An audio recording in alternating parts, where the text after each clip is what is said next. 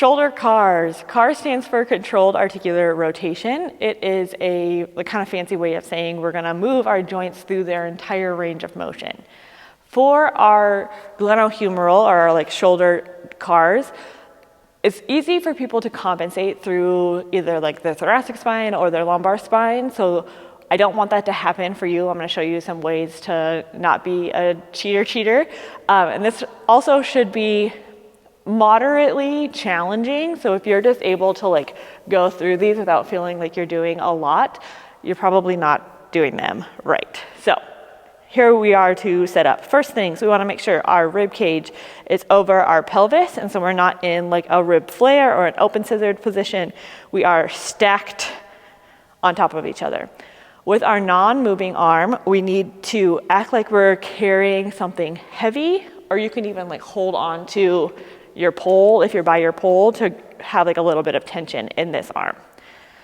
The moving arm is going to start with your palm facing in towards your leg, and we are going to lift it into flexion overhead without arching in our low back.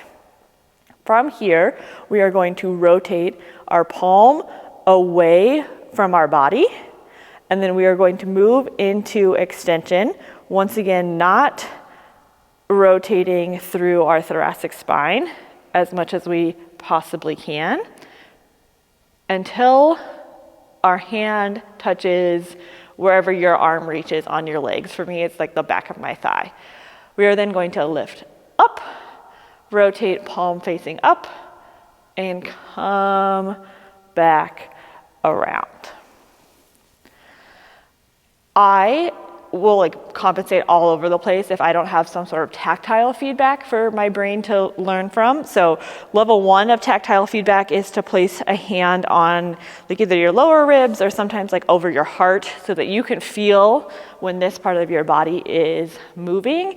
And once again, we are going to have our palm facing in towards our thigh, lift up, rotate palm out.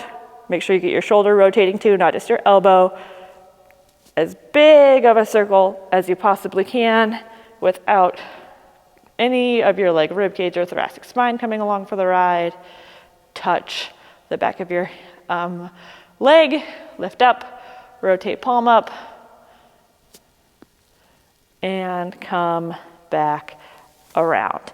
If that's not enough to keep you from compensating, you can use your pole or any sort of door frame to lean up against, so that you have the feedback throughout your entire spine of whether or not you are rotating around in your, not your shoulder basically.